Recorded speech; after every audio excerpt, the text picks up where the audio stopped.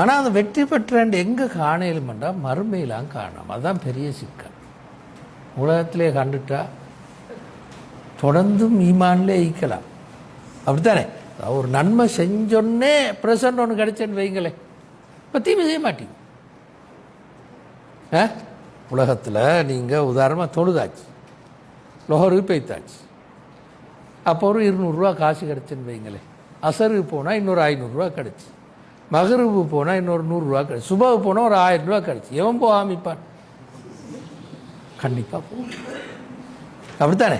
Pressure லொஹருக்கு போனாலும் pressure குறைஞ்சிட்டு, இஷாவை போனார் நல்லா சரி வந்துட்டு.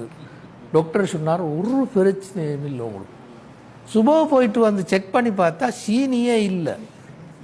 யா அல்லாஹ், இனி நான் ஒன்றை தொழாமிக்கவே மாட்டேன். உலகத்தில் கூலி கிடைச்சா அவ்வளவு பேர் நல்ல மனுஷன். அதே மாதிரி உலகத்தில் தண்டனை கிடைச்சாலும் அப்படித்தான்.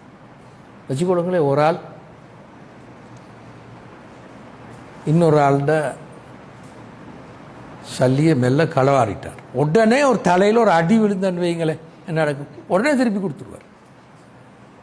அப்படி பலருக்கு தண்டனை கிடைக்குன்னு வச்சுக்கொள்ளும். ஒருத்தரும் பார்த்து தீமை செய்ய மாட்டார், எல்லாருமே நல்ல ஏன்டா அடி விழுமே, அதுவும் பயங்கர அடி, தப்பவே இல்லை. அல்லாவை பார்த்து கொண்டீங்கிற அப்போ ரகசியமாக ஒன்றும் செய்யலாம்.